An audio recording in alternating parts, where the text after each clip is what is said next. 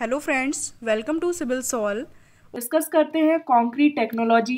इसमें क्या है, ये बहुत ही ज़्यादा इम्पॉर्टेंट टॉपिक है कंक्रीट टेक्नोलॉजी एसएससी जेई के लिए, क्योंकि उसमें थ्योरेटिकल क्वेश्चंस जो है बहुत आते हैं। बीएमसी और कंक्रीट टेक्नोलॉजी ये दोनों जो है ऐसे सब्जेक्ट्स हैं जिसमें से क्वेश्चंस जो है बहुत ज़्यादा अमाउंट में बनते हैं, चाहे आप प्री की बात करें या मेंस की। क्लियर है? तो कंक्रीट टेक्नोलॉजी में कंक्रीट मटेरियल के बारे में जो आप डिस्कस कर चुके हैं वो बीएमसी में कुछ पार्ट जो है मटेरियल से रिलेटेड आप डिस्कस कर चुके हैं। फ्रेश कंक्रीट के कौन कौन से टेस्ट होते हैं वो आप बीएमसी में पढ़ चुके हैं, और हार्डेंड कंक्रीट के अल्ट्रासोनिक पल्स वेलोसिटी टेस्ट और हैमर टेस्ट जो है, रीबाउंड हैमर टेस्ट, ये सब आप बिल्डिंग मटेरियल एंड कंस्ट्रक्शन में पढ़ चुके हैं। कुछ एक्स्ट्रा टॉपिक रिमेनिंग है जो कि आप कंक्रीट टेक्नोलॉजी में पढ़ेंगे। ठीक है, अब फर्स्ट टॉपिक आता है क्यूरिंग। क्यूरिंग का मतलब होता है कि जब आप कंक्रीट में कोई भी स्ट्रक्चर कंक्रीट का डेवलप करते हैं तो उसमें क्यूरिंग करते हैं, यानी तराई करते हैं। हिंदी में बोलते हैं इसको तराई। तो जब पानी डालते हैं उसको तराई करते हैं तो क्यूरिंग होता क्या? क्यूरिंग का मतलब क्या होता है? क्यूरिंग वो प्रोसेस है जिसमें आप कंक्रीट को प्रोटेक्ट करते हैं लॉस ऑफ मॉइस्चर से, क्योंकि जब आप कंक्रीट बनाते हैं तो उसमें कुछ वाटर मिक्स करते हैं। कंक्रीट होता क्या है? Water, cement, sand and coarse aggregate का मिक्सचर। ठीक है, तो इनका मिक्सचर कहलाता है कंक्रीट। तो इसमें जो वाटर होता है आप यूज करते हैं, उसके बाद फिर से आप क्यूरिंग इसलिए करते हैं कि जो भी मॉइस्चर का लॉस है उससे आप कंक्रीट को प्रोटेक्ट कर सकें with in reasonable temperature range. एक पर्टिकुलर टेम्परेचर रेंज में आप उसको रख सकें और उसको प्रोटेक्ट कर सकें। इससे रिजल्ट क्या मिलता है कि जो भी कंक्रीट होती है उसकी स्ट्रेंथ इंक्रीज हो जाती है। दूसरी बात, परमेबिलिटी भी डिक्रीज हो जाती है। परमेबिलिटी का मतलब है कि जो भी कंक्रीट में वॉइड्स हैं उनके बीच में वाटर का फ्लो हो जाना। तो अगर परमेबिलिटी रिड्यूस हो जाएगी, इसका मतलब है जो वॉइड्स हैं उनको आपने क्लॉग कर दिया, तो जो भी परमेबिलिटी है वो रिड्यूस हो जाएगी, जिससे ओवरऑल स्ट्रेंथ भी इंक्रीज हो जाएगी। क्लियर है? कुछ पर्पस है क्योरिंग कंक्रीट के, किस लिए आप इसको क्योरिंग करते हैं। तो पहली बात तो क्योरिंग जो है वो प्रोटेक्ट करता है कंक्रीट सरफेस को सन और विंड से। जैसे कि सन से और विंड से अगर आप क्योरिंग प्रॉपर नहीं करेंगे, क्योरिंग अडॉप्ट नहीं करेंगे, क्योरिंग मेथड्स, तो फाइनली क्या होगा, ये जो भी कंक्रीट के बीच में मॉइस्चर है सन और विंड की वजह से उनका इवेपोरेशन हो जाएगा और वो मॉइस्चर आपका लॉस हो जाएगा। ठीक है, जो भी वाटर प्रेजेंस होता है वो इसेंशियल है to cause the chemical action, क्योंकि जब कंक्रीट में सेटिंग होती है तो आपको पता है कि कंक्रीट में सीमेंट, सैंड, एग्रीगेट्स है, तो सीमेंट भी केमिकल कंपाउंड से बना हुआ है। तो जब वाटर आप उसमें ऐड करते हैं तो कुछ केमिकल एक्शन होता है जिससे ओवरऑल कंक्रीट में सेटिंग होती है। ठीक है, तो नॉर्मली जो भी एडिक्वेट क्वांटिटी है वाटर की वो आप मिक्सिंग के टाइम पे डाल देते हैं जिससे ओवरऑल कंक्रीट आपकी हार्ड हो सके। उसके बाद जब आप क्योरिंग करते हैं तो कुछ अमाउंट में आप वाटर को ऐड करते हैं। ठीक है, तो the strength of concrete gradually increases with age. तो जब आप क्योरिंग अगर आपकी सफिशिएंट है, क्योरिंग जितनी करनी चाहिए उतनी इफिशिएंटली आप कर रहे हैं, तो एज के साथ साथ क्या होगा, कंक्रीट की स्ट्रेंथ भी इंक्रीज हो जाएगी। ये जो इंक्रीज होती है स्ट्रेंथ इनिशियली तो सडन होगी, बहुत तेजी से होगी, रैपिड इन अर्ली स्टेजेस। यानी कि जब आप क्योरिंग करते हैं तो इनिशियल स्टार्टिंग टाइम पे जो स्ट्रेंथ होती है वो बहुत तेजी से इंक्रीज करती है, लेकिन जैसे जैसे टाइम बढ़ता जाता है वो अपनी स्ट्रेंथ का रेट क्या होता जाता है, स्लो होता जाता है। It continue slowly for an indefinite period by proper curing. अगर आप प्रॉपर क्योरिंग करते हैं तो जो ड्यूरेबिलिटी है, ड्यूरेबिलिटी मतलब लॉन्ग लास्टिंग, कितने टाइम तक आपका स्ट्रक्चर टिक सकता है, वो कहलाती है ड्यूरेबिलिटी। एंड इम्परमेबिलिटी जो है कंक्रीट की इंक्रीज हो जाएगी, लॉन्ग टाइम तक स्ट्रक्चर टिक सकता है, परमेबिलिटी नहीं रहेगी। और श्रिंकेज जो है वो रिड्यूस हो जाता है। जो भी श्रिंक है आपकी कंक्रीट श्रिंक होने वाली है वॉल्यूम की वजह से, जो वॉल्यूम में कॉन्ट्रैक्शन होता है वो क्या हो जाएगा, रिड्यूस हो जाएगा। The resistance of concrete to abrasion, यानी कि जो भी एब्रेशन टाइम पे रेजिस्टेंस है कंक्रीट का, is considerably increased by proper curing. तो आप क्या करते हैं कि प्रॉपर क्योरिंग से कंक्रीट का जो एब्रेशन का रेजिस्टेंस है वो भी आप इंक्रीज कर देते हैं। अब नेक्स्ट टॉपिक आता है मेथड्स ऑफ क्यूरिंग, यानी कि कौन कौन से मेथड्स आप अडॉप्ट करते हैं क्यूरिंग के लिए। तो पहला मेथड तो है शेडिंग ऑफ कॉन्क्रीट वर्क। जो भी आप कॉन्क्रीट वर्क कर रहे हैं वहाँ पे उसको क्या कर दिया, शेड कर दिया। इसका मतलब है उसको कवर कर दिया शेडिंग, जिससे कि उसमें प्रॉपर जो सन वगैरह है या विंड है उसका इफेक्ट एकदम ना पड़ पाए। तो जो object of shading concrete work is to prevent the evaporation of water from the surface even before setting. मतलब क्या है, जब आप कंक्रीट प्लेस करते हैं तो उस समय सेटिंग होने से पहले ही अगर आप उसको शेड कर देते हैं कंक्रीट को, यानी किसी तरीके से स्लैब डाल दिया, किसी तरीके से आपने उसको शेडिंग कर दी, जिससे जो भी वाटर का इवेपोरेशन होना था वो क्या हो सके, प्रिवेंट हो सके। क्लियर है। This is adopted mainly in large concrete surfaces. ये मेनली लार्ज कॉन्क्रीट सर्फेसेज में अडॉप्ट किया जाता है, जैसे कि रोड स्लैब्स वगैरह आप बनाते हैं तो वहां पर ये शेडिंग कर देते हैं। This is essential in dry weather, यानी कि ड्राई वेदर में बहुत जरूरी है to protect the concrete from heat, direct sun rays and wind. It also protects the surface from rain.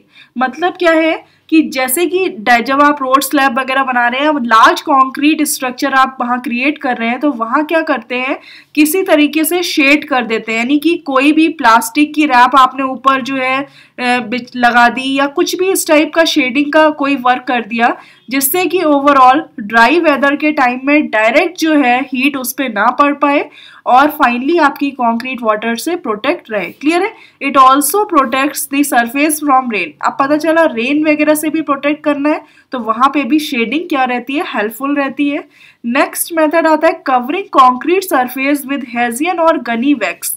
मतलब क्या होता है कि आप क्यूरिंग का एक और मेथड है कि वाटर को लॉस होने से, मॉइस्चर का लॉस होने से आप बचा सकते हैं गनी या हेजियन बैग्स की हेल्प से।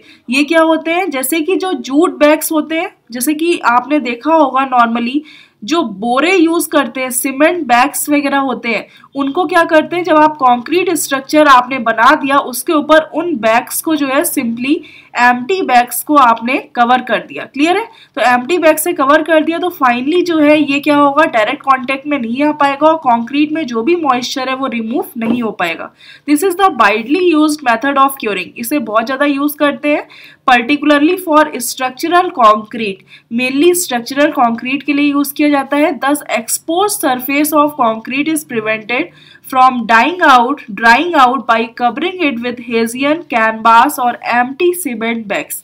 मतलब किसी भी टाइप से उसको जो है वाटर को प्रिवेंट करना है तो आपने क्या किया कि जो भी कंक्रीट की सरफेस एक्सपोज हो रही थी एटमॉस्फेयर से तो उसको आपने कवर कर दिया, हेजियन कैनवास या कोई भी एम्प्टी सीमेंट बैग्स ले लिए, उनसे कवर कर दिया आपने। The covering over vertical and sloping surfaces should be secured properly.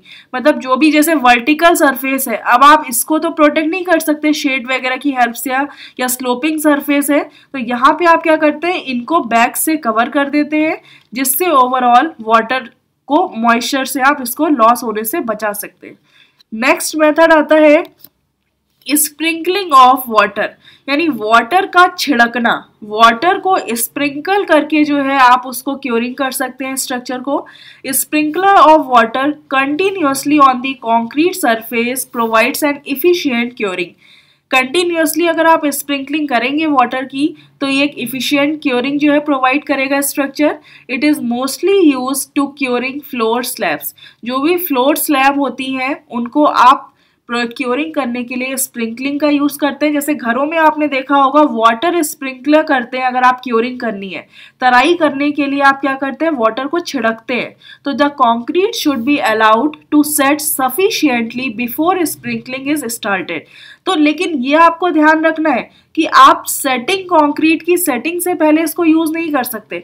जब कंक्रीट प्रॉपरली सेट हो जाएगी तभी आप स्प्रिंकलिंग स्टार्ट कर सकते हैं। क्लियर है। तो ये मेथड आप तब यूज कर पाएंगे जब कंक्रीट जो है प्रॉपरली सेट हो चुकी हो। बल्कि शेडिंग में अगर आपने देखा था उस टाइम, तो शेडिंग का काम क्या था, शेडिंग आप तब कर रहे थे जब सेटिंग से पहले भी आप शेडिंग कर सकते हैं।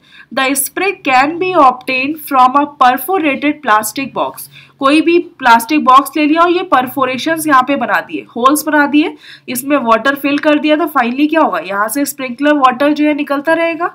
तो प्लास्टिक बॉक्स की हेल्प से आप कर सकते हैं। और small jobs sprinkling of water may be done by hand. अब पता चला कि जहाँ पे ज़्यादा बड़ा स्ट्रक्चर नहीं है तो वहाँ पे ऐसे घरों वगैरह में आप क्या करते हैं, हाथ से ही स्प्रिंकलिंग कर देते हैं।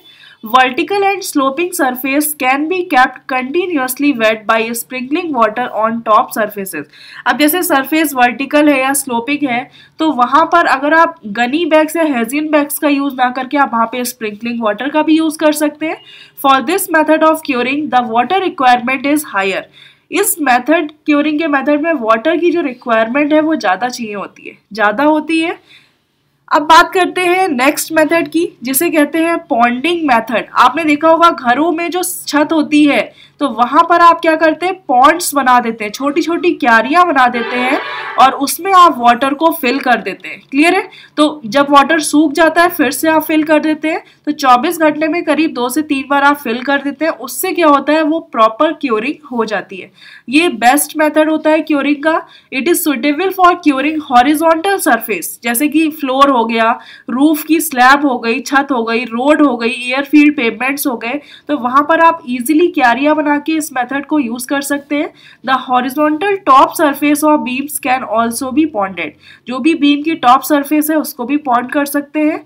After 24 hours these covers are removed and small ponds of clay and sands are built across and along the pavements। आपने क्या किया, सैंड और क्ले की हेल्प से छोटे छोटे पॉन्ड्स बना दिए, क्यारियां बना दी। द एरिया इज दस divided into number of rectangles. आप उनको पूरे एरिया को बहुत छोटे छोटे रेक्टेंगल्स में डिवाइड कर देते हैं क्यारियां बना के। क्लियर है? तब उसमें वाटर फिल कर देते हैं। Water is filled between the ponds. The filling of water in these ponds is done twice और थ्राइस अ डे। एक दिन में 2 से 3 बार आप इसको फिल कर देते हैं। जब वाटर सूख जाता है तो the water depending upon the atmospheric conditions, कि वहां पे कैसी कंडीशंस है। ठीक है, दो इस method is very efficient, the water requirement is very heavy क्योंकि इसमें वाटर ज्यादा चाहिए होता है। Pond easily break and water flows out after curing. It is difficult to clean the clay.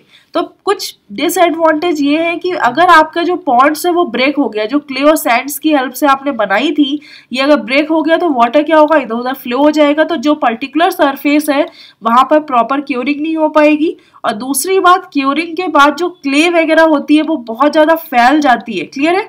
तो उसको क्लीन करना जो है वो डिफिकल्ट हो जाता है। अदरवाइज पॉन्डिंग मेथड बेस्ट मेथड है जिसको आप हॉरिजॉन्टल फ्लोर पे यूज कर सकते हैं। नेक्स्ट मेथड आता है मेम्ब्रेन क्योरिंग।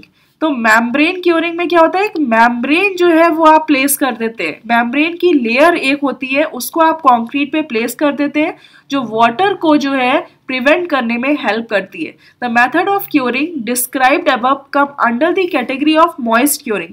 अभी आपने जो पढ़ा था पॉन्डिंग मेथड, वो मॉइस्ट क्योरिंग में आ रहा है। Another method of curing is to cover the wetted concrete surface by a layer of waterproof material। अब इसमें क्या है, जो concrete wetted concrete है अभी प्रॉपर तरीके से ड्राई नहीं हो पाई है, तो उसी पे आप एक वाटरप्रूफ मटेरियल की लेयर जो है उस पे प्लेस कर देते हैं, which is kept in contact with the concrete surface of 7 days. 7 दिन के लिए जो कि कॉन्क्रीट की सरफेस से कॉन्टेक्ट में रहती है। This method of curing is termed as membrane. इसको मेम्ब्रेन कहते हैं। ये मेम्ब्रेन जो है, जो भी आप लेयर वाटरप्रूफ लेयर डाल रहे हैं वो या तो सॉलिड हो सकती है या लिक्विड फॉर्म में हो सकती है।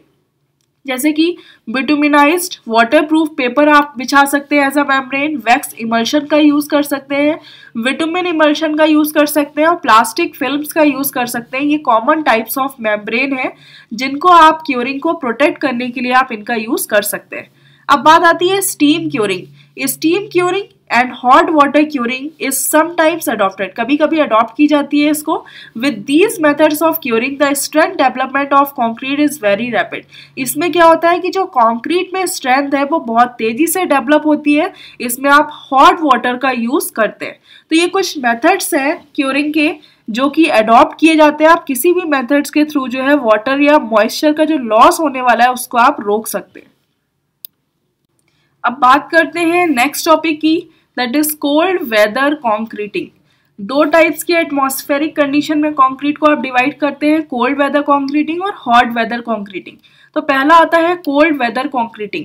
इसका मतलब है कि कोई भी कॉन्क्रीटिंग ऑपरेशन अगर आप 5 डिग्री सेंटीग्रेड से कम टेम्परेचर पे कर रहे हैं तो वो कहलाती है आपकी कोल्ड वेदर कॉन्क्रीटिंग। क्लियर है? तो जो मोस्टली कोड्स हैं वो आपको सजेस्ट नहीं करते कि कंक्रीट जो है आप कंक्रीटिंग करें 5 डिग्री सेंटीग्रेड टेम्परेचर से कम टेम्परेचर पे बिना किसी स्पेशल प्रिकॉशन के। आपको उस टाइम स्पेशल प्रिकॉशन का यूज करके ही इतने कम टेम्परेचर पे कंक्रीटिंग करनी चाहिए। Due to low temperature the problems are mainly due to slower development of concrete strength. क्या होता है, कम टेम्परेचर की वजह से जो स्ट्रेंथ का डेवलपमेंट होता है वो बहुत ज़्यादा स्लो हो जाता है। जो कंक्रीट प्लास्टिक स्टेज में है वो डैमेज हो सकती है अगर ये if it expose to slow temperature, अगर ये स्लो टेम्परेचर में एक्सपोज होती है, जिससे क्या होता है विच कॉजेज, अब टेम्परेचर कम है कंक्रीट का, वहाँ पे सराउंडिंग टेम्परेचर बहुत कम है, तो क्या होगा कि ये कॉज करेगा ice lenses to form and expansion to occur. क्योंकि जो भी वॉइड्स हैं, पोर्स वगैरह हैं, उसमें क्या होगा, वाटर जो फिल होगा फाइनली वो कम टेम्परेचर पे आइस में कन्वर्ट हो जाएगा और एक्सपेंड होने की कोशिश करेगा, क्योंकि आइस का जो वॉल्यूम है वाटर के वॉल्यूम से बढ़ जाता है। तो ये क्या करेगा, जब एक्सपेंड होने की कोशिश करेगा तो फाइनली क्रैक्स डेवलप हो जाएंगे within the pore structure and subsequent damage में अकर। और क्या होगा, फाइनली डैमेज जो है वो कंक्रीट में क्रैक्स की वजह से डैमेज अकर हो जाएगा due to alternate freezing and thawing. या ऑल्टरनेट पता चला कि जम गया, फिर आपने कंक्रीट प्लेस करी, वो कंक्रीट में वाटर है, तो ऑल्टरनेट फ्रीजिंग और थॉइंग की वजह से, जमना और पिघलने की वजह से फाइनली डैमेजेस हो जाते हैं when the concrete has hardened, जब कंक्रीट आपकी हार्ड हो जाती है। तो पता चला कंक्रीट हार्ड हो गई, उसमें जो वॉइड्स थे उसमें वाटर फिल था, तो वो टेम्परेचर कम होने की वजह से जम गया, जिससे वाटर क्या हो गया, फाइनली वॉल्यूम एक्सपेंड कर गया, तो फाइनली क्रैक्स डेवलप हो गए। फिर क्या हुआ, सडन अगर ये आइस में कन्वर्ट है और ये पिघल गया, टेम्परेचर बढ़ने की वजह से वाटर में कन्वर्ट हो गया, तो फाइनली क्या होगा, वॉल्यूम कम हो जाएगा, जिसकी वजह से भी क्रैक्स अकर हो जाएंगे। क्लियर है? The effects of cold weather concreting में बी समराइज्ड एज बिलो। तो क्या क्या इफेक्ट्स पड़ते हैं? पहली बात तो पहला इफेक्ट पड़ता है डिलेड सेटिंग। सेटिंग बहुत स्लोली होती है, तो अगर आप लो टेम्परेचर पे बात करें तो जो कंक्रीट में स्ट्रेंथ डेवलप होती है वो रिटार्ड हो जाती है, स्लो हो जाती है as compared with the strength development at normal temperature. अगर आप नॉर्मल टेम्परेचर से कंपेयर करें तो नॉर्मल टेम्परेचर के कंपैरेटिवली लो टेम्परेचर पे जो स्ट्रेंथ है वो बहुत ज़्यादा स्लो हो जाती है। तो जो सेटिंग पीरियड है necessary before removal of formwork is दस इंक्रीज्ड। इसीलिए जो भी सेट होने का पीरियड है वो क्या होगा, जब स्लो होगी स्ट्रेंथ तो सेट होने का पीरियड भी फॉर्मवर्क के रिमूव होने से पहले क्या करता है, इस इंक्रीज हो जाता है।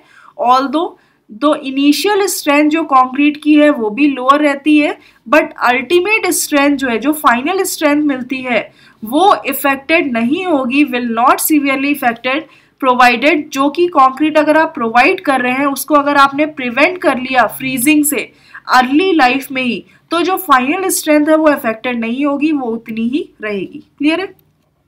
नेक्स्ट फैक्टर आता है अर्ली फ्रीजिंग ऑफ कंक्रीट। अब कंक्रीट जो है वो जल्दी फ्रीज हो जाती है, ये प्रॉब्लम आ जाती है क्योंकि temperature less than 5 degree centigrade है।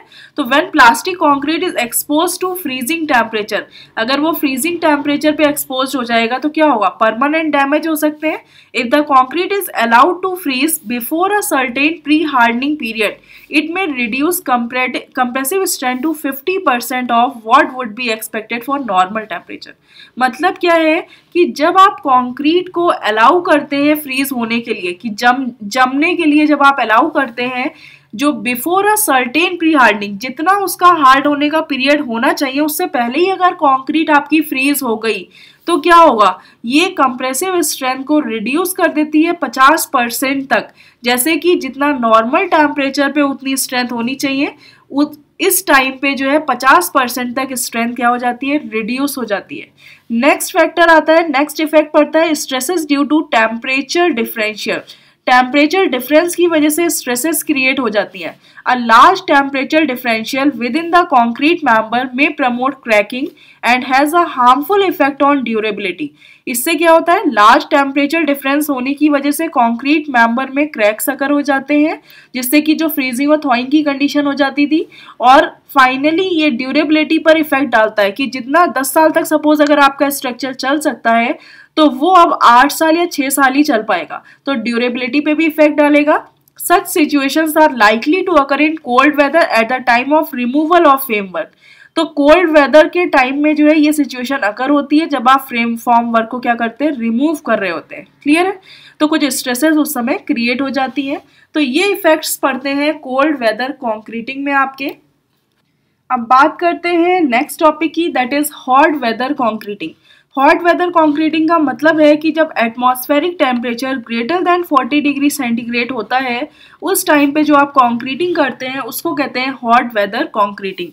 तो any operation of concreting done at atmospheric temperature above 40 degree centigrade, अगर 40 डिग्री सेंटीग्रेड से ज़्यादा एटमॉस्फेरिक टेम्परेचर है तो और where the temperature of concrete at the time of placement is expected to be beyond 40 degree centigrade, और concrete को placement के time पे अगर जो टेम्परेचर है वो 40 डिग्री से ज़्यादा एक्सपेक्टेड है तो उस टाइप की कॉन्क्रीट को कैटेगराइज करते हैं हॉट वेदर कॉन्क्रीटिंग के रूप में। क्लियर है? तो कोई भी कोड जो है अलाउ नहीं करता कि आप 40 डिग्री से ज़्यादा सेंटीग्रेड टेम्परेचर पे जो है काम करें या कॉन्क्रीटिंग करें बिना किसी स्पेशल प्रिकॉशन के। तो concrete is not recommended to be placed at a temperature above 40 degree centigrade. Concrete is not recommended, इसको रिकमेंड नहीं करते कि आप प्लेस करो 40 डिग्री सेंटीग्रेड से ज़्यादा टेम्परेचर पे बिना किसी प्रॉपर प्रिकॉशन के, जो कि इस कोड में स्पेसिफाइड है। The climatic factors affecting concrete in hot weather are a high ambient temperature and reduced relative humidity. Finally क्या होता है कि जो क्लाइमेटिक फैक्टर्स हैं, टेम्परेचर बहुत ज़्यादा है वो कंक्रीट को अफेक्ट करेगा हॉट वेदर में, और अ हाई एम्बियंट टेम्परेचर, और रिड्यूस कर देगा रिलेटिव ह्यूमिडिटी को। क्लियर है? ह्यूमिडिटी क्या होगी, बहुत ज़्यादा रिड्यूस हो जाएगी आसपास सराउंडिंग में, क्योंकि जो भी इतना टेम्परेचर पे कोई भी मॉइस्चर है वो इवेपोरेट हो जाएगा सारा। तो इफेक्ट्स ऑफ विच, जिसकी वजह से which may be more pronounced with the increase in wind velocity, जिसकी वजह से क्या होगा कि जो विंड वेलोसिटी है वो इंक्रीज हो जाएगी। The effects of hot weather may be summarised as, तो हॉट वेदर के कुछ इफेक्ट्स हैं, क्या क्या प्रॉब्लम आती है आपकी कंक्रीट में। पहली बात, पहला इफेक्ट है एसिलरेटेड सेटिंग। जो भी सेट हो रही है कंक्रीट वो एसिलरेट हो जाती है, बहुत तेजी से सेट होने लगती है। A higher temperature results in more rapid hydration, बहुत तेजी से हाइड्रेशन हो जाता है, leading to accelerated setting, thus reducing the handling time of concrete. अब पता चला कि आप उस समय कंक्रीट को प्रॉपर तरीके से प्लेस ही कर पाए हैं, हैंडलिंग टाइम रिड्यूस हो गया, जल्दी जल्दी आपको कंक्रीट प्लेस करनी पड़ेगी क्योंकि वो कम टाइम में ही हाइड्रेट कर देगी और कंक्रीट को हार्ड कर देगी। क्लियर है? And also lowering the strength of hardened concrete, और जो भी कंक्रीट है हार्डेंड कंक्रीट उसकी स्ट्रेंथ को भी क्या कर देगी, लोअर कर देगी, क्योंकि जो स्ट्रेंथ डेवलप होनी चाहिए टाइम पे वो उतनी नहीं हो पाएगी, उतना टाइम उसको नहीं मिल पा रहा है। The workability of concrete decreases, अब क्या होता है कि प्रॉपर जो वाटर है वो रिएक्ट करेगा तभी आपकी कंक्रीट सेट होने के साथ साथ स्ट्रेंथ भी डेवलप करेगी, हार्ड भी होगी। लेकिन फाइनली क्या होता है, इतनी तेज हाइड्रेशन प्रोसेस होता है कि फाइनली जो वाटर है कंक्रीट का वो भी लॉस हो जाता है। तो वर्केबिलिटी क्या हो जाएगी कंक्रीट की, डिक्रीज हो जाएगी। वर्केबिलिटी होती क्या है कि कंक्रीट को आप इजीली मिक्स कर सके, यानी सफिशिएंट उसके अंदर वाटर सीमेंट पेस्ट इतना हो कि इजीली आप उसको मिक्स कर सके। अब पता चला वाटर ही कम हो गया तो फाइनली क्या होगा, वर्केबिलिटी भी डिक्रीज हो जाएगी। Hence the water demand increases with increase in temperature, तो फाइनली वाटर डिमांड क्या होगी, इंक्रीज हो जाएगी। अब पता चला आपने कंक्रीट मिक्स करते टाइम ही वाटर इवेपोरेट हो गया, फिर आपने वाटर डाला, फिर आप उसको मिक्स कर रहे हैं, तो टेम्परेचर के बढ़ने के साथ साथ क्या होगा, वाटर डिमांड बढ़ जाएगी और वाटर आपको डालना पड़ेगा। तो the addition of water without proper adjustment in mix proportion adversely affects the ultimate quality of concrete. अब पता चला कि जो रेशियो आपने बनाया था या वाटर सीमेंट रेशियो होता है कुछ फिक्स, या सीमेंट सैंड एग्रीगेट का जो रेशियो होता है तो ये फिक्स रखना पड़ता है, उसी के अकॉर्डिंग स्ट्रेंथ डेवलप होती है। अब जब वाटर सीमेंट रेशियो जो है आपका चेंज हो गया, यानी वाटर क्वांटिटी जब बढ़ गई क्योंकि ओवरऑल इवेपोरेट होता जा रहा है वाटर, तो वाटर आप फिर से रिक्वायर कर रहे हैं, तो वाटर क्वांटिटी जब आप ऐड कर रहे हैं ज़्यादा हो गई तो फाइनली अल्टीमेट क्वालिटी या स्ट्रेंथ क्या होगी, कम हो जाएगी। It has been reported that An approximately 25 mm decrease in slump has result from 11 degree centigrade increase in concrete temperature. मतलब क्या है, जो स्लम्प की वैल्यू है, जब आप स्लम्प टेस्ट करते थे, आपने ये बीएमसी में पढ़ा है कि जब आप कंक्रीट में ये कोन होती है, ठीक है, जब आप इसमें कंक्रीट को फिल करते हो, इस कोन को रिमूव कर देते हैं, तो फाइनली क्या होता है, ये सेट हो जाती है कुछ कंक्रीट। तो जो भी स्लम्प की वैल्यू है वो क्या हो जाएगी, कम हो जाएगी, क्योंकि ओवरऑल कंक्रीट हार्ड हो चुकी है। तो has result from 11 degree centigrade increase. अगर कंक्रीट में टेम्परेचर इतना इंक्रीज होने से 25 mm स्लम्प क्या हो जाता है, डिक्रीज हो जाता है। नेक्स्ट जो इफेक्ट पड़ता है, रिडक्शन इन स्ट्रेंथ। कंक्रीट में जो स्ट्रेंथ है वो क्या हो जाएगी, रिड्यूस हो जाएगी, क्योंकि concrete produced and cured at elevated temperature generally develops higher early strength than normally produced concrete. क्योंकि क्या हुआ है, कंक्रीट जो प्रोड्यूस हो रही है उसको क्योर कर रहे हैं आप, तो वो क्या करेगी, हाई अर्ली स्ट्रेंथ देगी देन नॉर्मली प्रोड्यूस्ड कंक्रीट से। क्योंकि नॉर्मली प्रोड्यूस्ड कंक्रीट कब स्ट्रेंथ देगी, जब वो प्रॉपर्ली सेट होगी, उसके बाद अर्ली स्ट्रेंथ डेवलप होगी। इसमें क्या है, जब अर्ली सेटिंग हो जा रही है तो इनिशियल स्ट्रेंथ तो अर्ली डेवलप हो रही है, बट इवेंचुअल जो फाइनल स्ट्रेंथ की बात कर रहे हैं वो क्या हो जाएगी, कम हो जाएगी। क्योंकि high temperature results in greater evaporation, बहुत ज़्यादा इवेपोरेशन देता है, और जिसकी वजह से जो necessities increasing of mixing water, जो वाटर की मिक्सिंग है वो क्या होगी, वो बढ़ जाएगी, कॉन्सिक्वेंटली रिड्यूसिंग द स्ट्रेंथ। तो फाइनली क्या होगा, स्ट्रेंथ क्या होती जाएगी, रिड्यूस होती जाएगी। क्योंकि जैसे कि सपोज आपने कोई कंक्रीट बनाई, उसको आपने प्लेस किया पहले, फिर उसके बाद फिर उसमें जो कंक्रीट रिमेनिंग बची उसमें आपने देखा कि वाटर फिर से इवेपोरेट हो गया, फिर आपने इसमें मिक्सिंग करी, तो फाइनली क्या होगा कि जो मिक्सिंग की वजह से ये जो स्ट्रेंथ है इसकी वो क्या होती जाती है, रिड्यूस होती जाती है। Increase tendency of cracking, cracking की टेंडेंसी भी बढ़ जाती है, जैसे कि rapid evaporation leads to plastic shrinkage, cracking and subsequent cooling of hardened concrete introduces tensile strength. तो फाइनली क्या होता है कि जब रैपिड बहुत तेजी से इवेपोरेशन होता है, जो कि प्लास्टिक श्रिंकेज को लीड करता है, यानी कि जो प्लास्टिक आपकी कंक्रीट है जो अभी आपने मिक्स करके तैयार की है उसमें इवेपोरेशन हो गया, तो प्लास्टिक श्रिंकेज, उसका वॉल्यूम रिड्यूस हो जाएगा, उसमें क्रैकिंग डेवलप हो जाएगी। और जो हार्डेंड कंक्रीट है, जो आपकी हार्ड हो चुकी है, तो जो सब्सिक्वेंट कूलिंग हो रही है हार्डेंड कंक्रीट की, तो फाइनली क्या होगा, उसमें जो भी वाटर है अगर वो और इवेपोरेट हो गया, तो फाइनली क्या होगा, टेंसाइल स्ट्रेसेस क्या हो जाती है, इंट्रोड्यूस हो जाती है। तो ये टेंडेंसी है हॉट वेदर में फाइनली कंक्रीट को क्रैक कर देती है। Difficulty in controlling the air content, आप एयर कंटेंट को कंट्रोल करना डिफिकल्ट हो जाता है हॉट वेदर में। At higher temperature, it is more difficult to control the air content in air entrained concrete. Finally क्या होता है, air entrained concrete वो concrete होती है कि जिसमें आप इस टाइप के एडमिक्सचर्स, एयर एंट्रेड एडमिक्सचर डाल देते हैं, जो एयर को क्या करते हैं, बबल की फॉर्म में जो है वॉइड्स में स्टोर कर लेते हैं, जिसकी वजह से कंक्रीट की वर्केबिलिटी जो है वो बढ़ जाती है। क्लियर है?